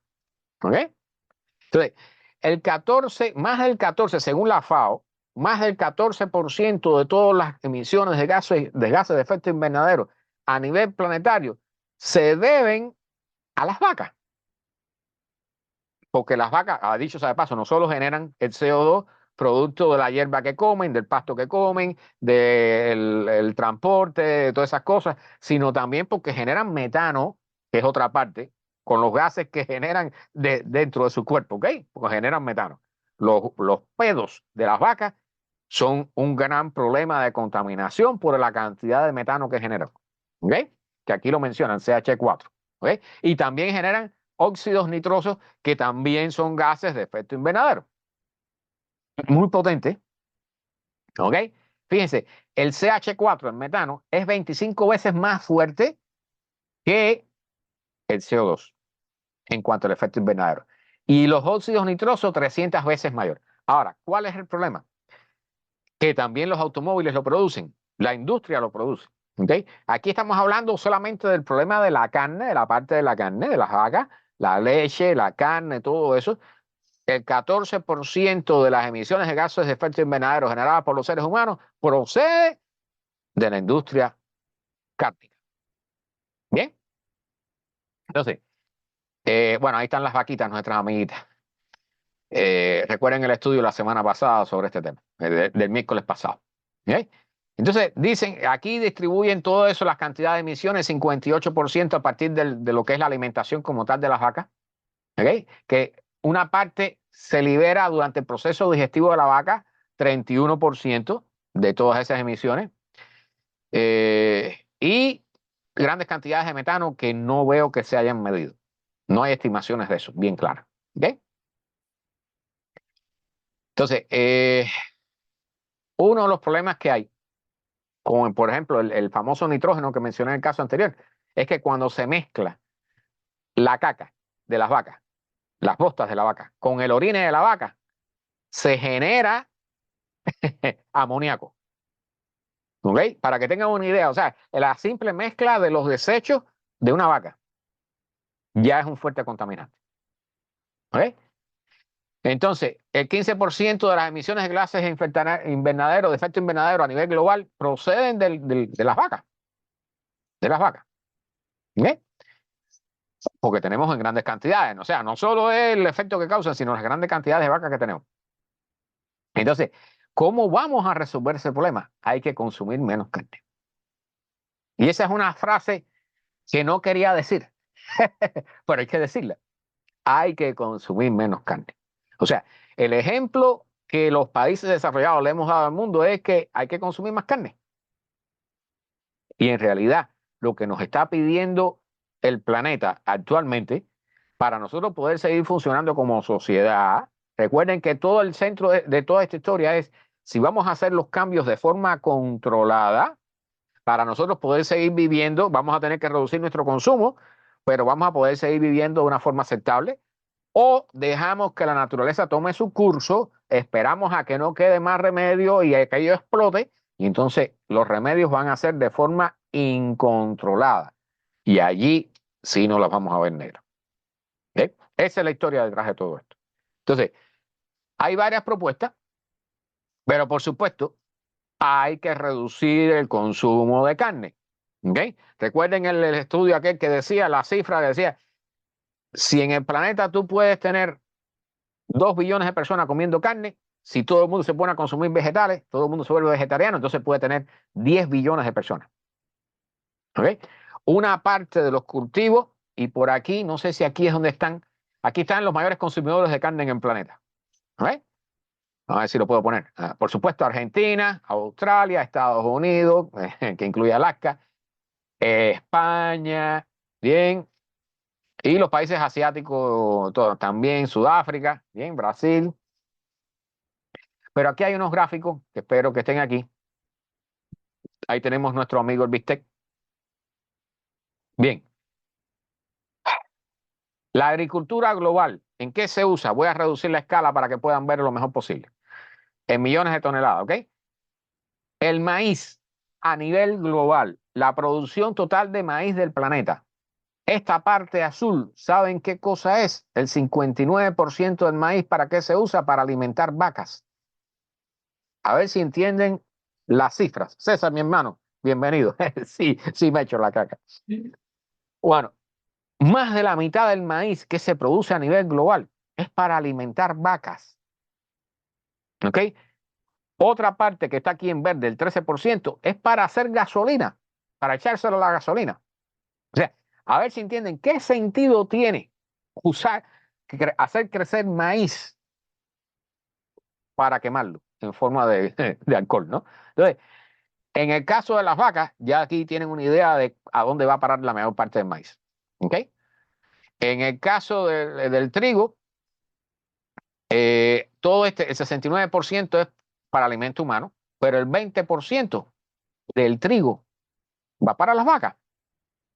Miren el amor que les tenemos a las vacas. El 57% de la soya particularmente, ¿ok? Va para las vacas. Casi el 60% de la soya es para alimentar vacas. ¿Ok? El arroz, el 81% era para comida, ¿ok? Pero este color para hacer materiales, no sé qué cosa será eso.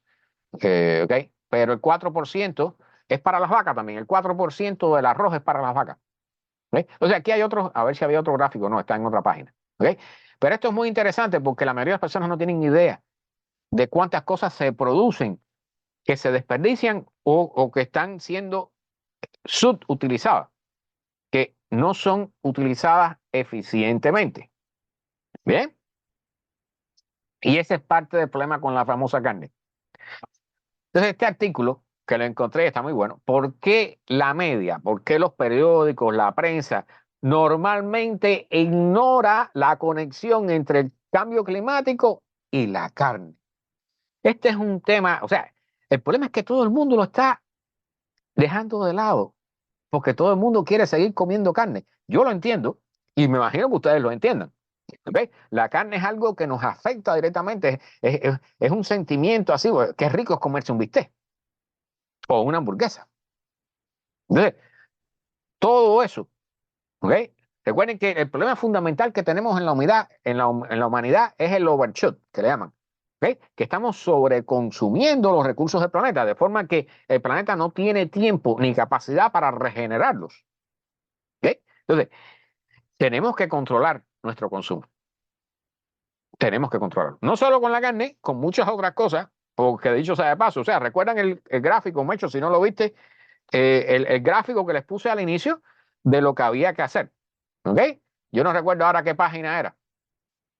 El gráfico que va subiendo y de momento tiene que caer así.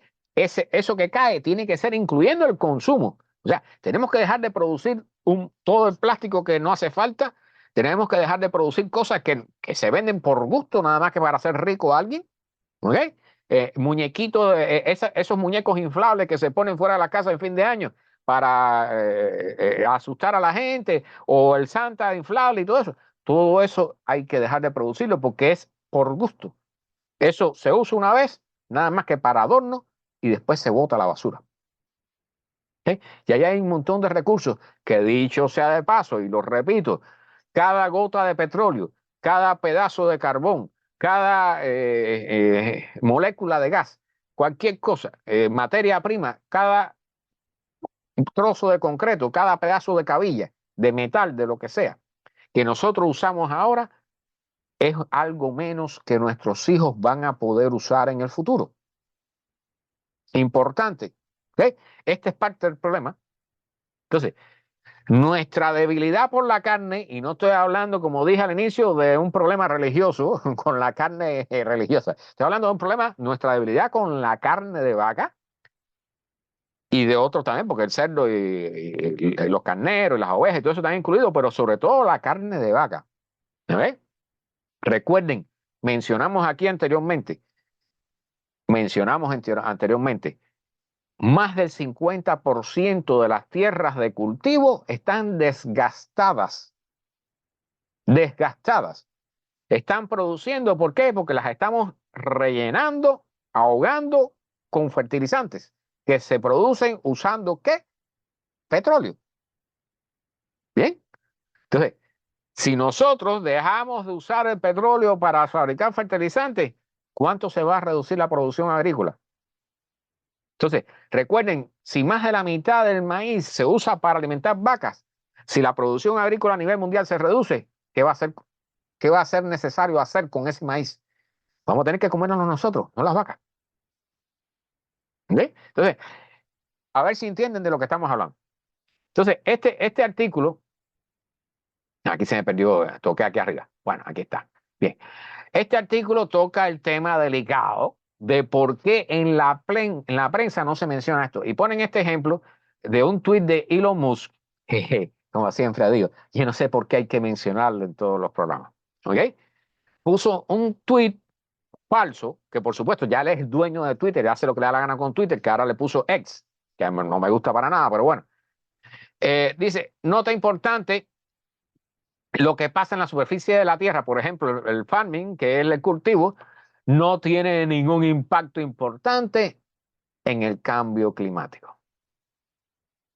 Cada vez que veo algo nuevo de Elon Musk, dudo más de su inteligencia, ¿okay? Y de su capacidad. Pero bueno, la cosa es que la verdad es que hay que tocar el tema, porque tarde o temprano vamos a tener que reducir el consumo de carne. Como tarde o temprano, recuerden, yo pongo el ejemplo también, ¿cuál es la mejor forma, la forma más fácil de nosotros reducir las emisiones de gases de efecto invernadero, por ejemplo, ahora en los Estados Unidos? Reducir el límite de velocidad en las autopistas a 60 millas. ¿Okay? O enforzarlo, o sea, ponerlo de cumplimiento obligatorio, no más de 60 millas en todas las autopistas. Vas a reducir muchísimo las emisiones de gases de efecto invernadero. Porque el automóvil, cuando se mueve a más de 60 millas, el efecto de la resistencia del aire comienza a ser cada vez más grande.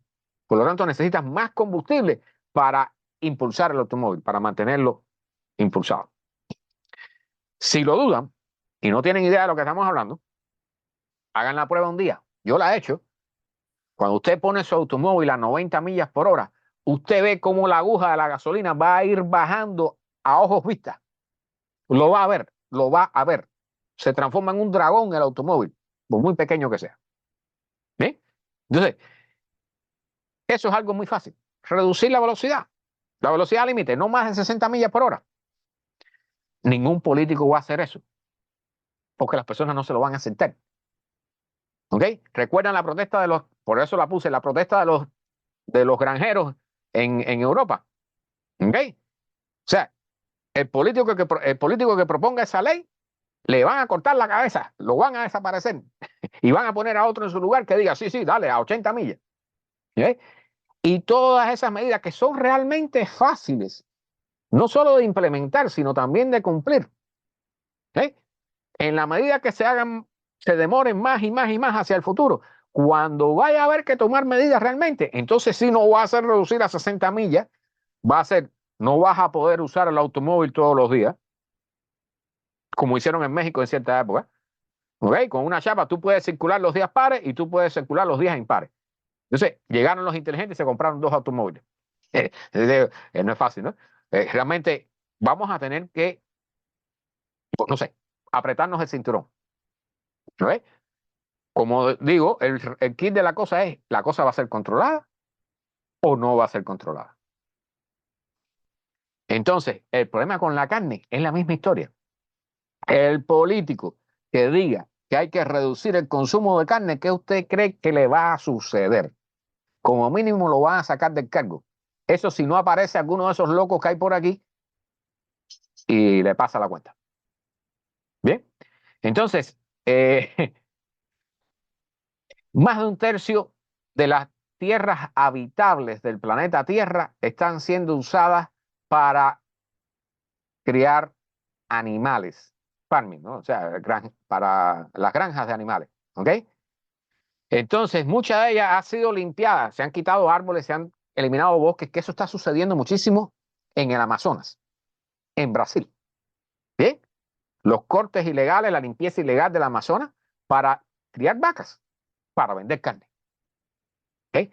A ver si entienden la magnitud del problema. O sea, el problema de la carne no solo el problema del que generan las vacas por contaminación de gases y los consumos y toda esa serie de cosas por la alimentación, sino porque además se cortan bosques hasta de forma ilegales para sembrar pasto, para que hayan vacas, para vender la carne.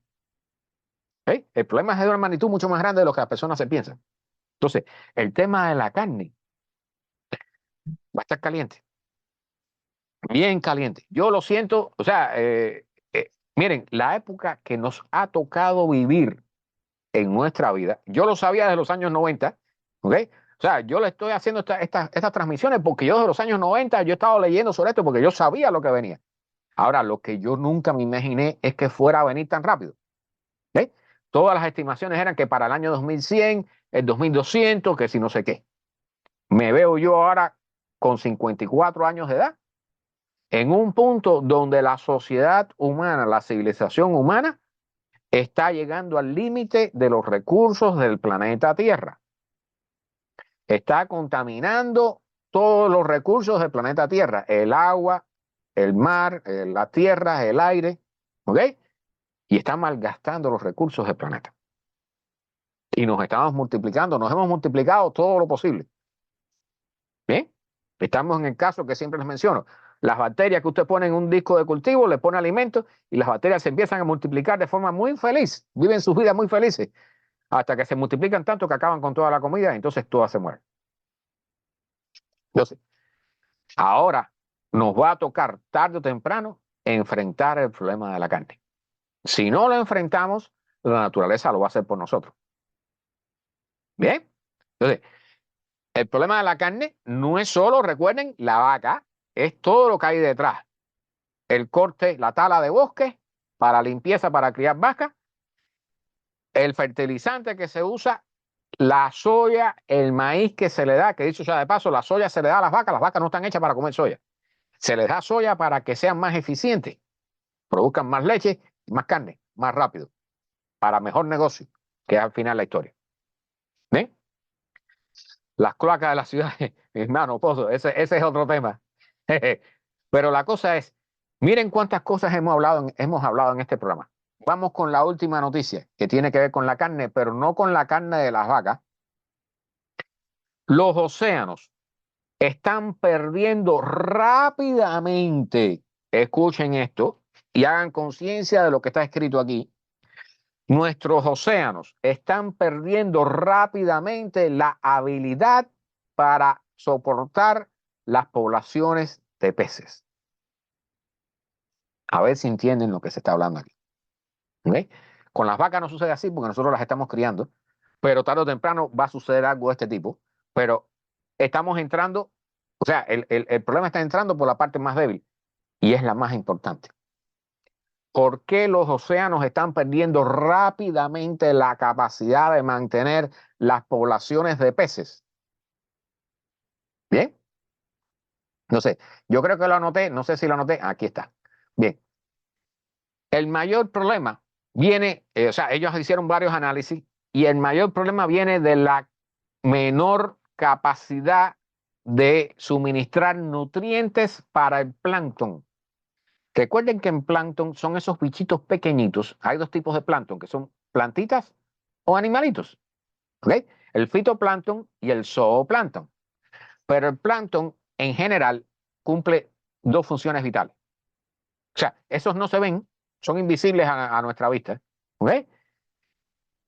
Suministran la mayor parte del oxígeno que nosotros respiramos y son la base de la cadena alimenticia del planeta. A ver si entienden lo que estamos hablando. Imagínense que el plancton es lo que alimenta a las ballenas, ¿okay? Pero es la base de la cadena alimenticia del planeta. Entonces, lo que están diciendo estos señores es que lo que están viendo en la reducción de la eficiencia de la producción de peces en los bancos donde se pesca y todo eso, ¿okay? La principal causa de eso es que se ha reducido el suministro de nutrientes que normalmente el océano les brindaba al plancton. ¿Okay? Entonces, ¿por qué sucede esto? Bueno, el océano se está calentando. Recuerden que el océano se ha tragado el 90% del calor que se ha acumulado aquí desde el inicio de la era industrial. ¿Ok? Entonces, ¿qué están diciendo estos señores? Que es importante incluir dentro de los modelos para el manejo de los fondos estos de pesca y todas esas cosas, es importante incluir las consideraciones del cambio climático para tener una idea exacta. ¿Okay? Porque el cambio climático está matando el plancton, está deteniendo las corrientes. Dicho sea de paso, cuando el océano se calienta, que eso no lo dije ahorita, se hacen capas de diferentes temperaturas y en lugar de mezclarse, porque los nutrientes que alimentan al plancton vienen de las profundidades del océano. Cuando las corrientes se detienen o no circulan hasta la superficie, entonces deja de haber nutrientes y el plancton se hace más pequeño, se hace menos nutritivo y deja de alimentar correctamente a los peces. Así que esa tuna que nos comemos enlatada y el pargo y todas esas cosas que le gusta a la gente comer, todo eso va por esto. Fíjense que ahí dicen acción, se necesita acción urgente. Bien, el título del tema es nuestros océanos, y lo estoy repitiendo para que se lo metan en la cabeza. Nuestros océanos están perdiendo rápidamente su habilidad de soportar las poblaciones de peces. Estamos destruyendo la base de la cadena alimenticia en todo el planeta. Y también, de paso, el principal productor de oxígeno. Entonces, yo les traía estas cositas y aunque no toqué toda la parte de la carne porque realmente es un tema que es redundante, ¿no? O sea, el final es que hay va a haber que consumir menos carne. Si no lo hacemos voluntariamente, en algún momento vamos a tener un colapso y vamos a tener que dejar de hacerlo de todas formas. Bien, la mala noticia es que si no lo hacemos de forma voluntaria, entonces sí nos va a golpear duro. ¿Okay? Y eso es en todos los sentidos. ¿Ok? O sea, recuerden, cuando usted está educando a un niño, es importante educarlo cuando es chiquito. Después que está hombre ya está jorobado, ¿ok? Ya es tarde. Entonces las acciones hay que tomarlas cuando, en el momento adecuado. Entonces, el ejemplo que le puse de los granjeros que se fueron a protesta y se unieron a los nazistas, fascistas y hicieron por aquí y por allá y crearon partidos políticos y todo eso. Bueno, eso es parte de lo que viene. Porque cuando la gente le digan que va a haber que dejar de comer carne o que van a tener que dejar de manejar a 80 millas por hora o que van a tener que dejar de usar su automóvil cierta cantidad de días a la semana, va a haber problemas. Y lamentablemente ese es parte del futuro. ¿Cuándo va a ocurrir? Yo no se los puedo decir. En algún momento en el futuro. Pero lo que sí les puedo asegurar es que no está lejos. Entonces, como siempre les digo, bueno, llevamos más de media hora y media hablando. Les agradezco a todos estar aquí y echarse esta descarga de domingo por la noche, pero realmente hay noticias muy importantes aquí. ¿Eh? Muy importantes. O sea, piensen en sus hijos. Zoraida, cada vez que hago la charla y veo tu nombre, me acuerdo de tu hijo. ¿Ok? O sea, piensen en sus hijos, el mundo en que van a vivir. Piensen en ustedes también, porque una de las cosas que más me preocupa es llegar a la edad de retiro en un mundo que se está desmoronando. Y yo siempre le digo a la gente, no, porque cuando tú te retires, no, cuando yo me retire, yo no voy a tener retiro. No sé qué voy a hacer, no sé qué clase de mundo va a ser, pero yo no pienso tenerlo. O sea, yo quisiera, ojalá que esté funcionando, pero yo veo muy sombrío los próximos 20, 30, 40 años. ¿Eh? Y para nuestros hijos, para mi niña, los niños y niñas de ustedes, miren, denle lo mejor que puedan, edúquenlos lo mejor posible y edúquenlos para sobrevivir, supervivencia, porque lo que viene para los próximos años, señoras y señores, no me gusta para nada, para nada. ¿Eh? Como les dije, yo en los años 90 veía estas cosas y me formaba y todo eso, pero nunca pensé llegar al punto donde estoy hoy, de ver noticias de este tipo, donde nos están diciendo claramente los científicos que la cadena alimenticia está a punto de colapsar. La cadena alimentaria en el planeta. Bien, vamos a dejarlo aquí. Vamos a dejarlo aquí. Les voy a desear a todos una buena noche de domingo, que mañana nos toca trabajo a la mayoría de nosotros. A los que estén retirados, bueno, que duerman la mañana si pueden. Y nada, recuerden que tanto este show como el de los miércoles están en Spotify, ¿ok? Este es GW from Miami, que es Global Warming from Miami, y el de los miércoles es Noticias de Ciencia y Tecnología, Astronomía, Ciencia y Tecnología, están en Spotify. Este es de Global Warming from Miami, están también en YouTube en forma de video, ¿ok? Estos videos yo los subo allí, los pueden tener allí, enviárselos a cualquiera. Y recuerden, bueno, gracias a todos por los likes, por los corazoncitos, gracias por estar aquí, compartir este rato deprimente conmigo. Y nada, les agradezco su interés por el futuro de sus hijos y de todos los demás, o sea, de las generaciones futuras, de todos los niños que habitan en el planeta, porque realmente esto que viene les va a afectar radicalmente la vida. Y nada, como siempre les digo, todos los domingos estoy aquí a las 8 de la noche hablando de este tema. Los miércoles estoy a las 8 de la noche aquí también, hablando de noticias de astronomía, ciencia y tecnología. Así que los invito el próximo miércoles a estar conmigo acá, hablando de cosas más positivas y por supuesto también interesantes. ¿Okay? Porque esto no deja de ser interesante. Estas son noticias feas, pero son interesantes. Vale la pena estar actualizado. Así que nada, buenas noches a todos, que descansen. Nos vemos, como les digo, el próximo miércoles a las 8. Estaba fijando el reloj despertador. Así que nada, gracias a todos. Buenas noches y gracias por estar por aquí. Nos vemos.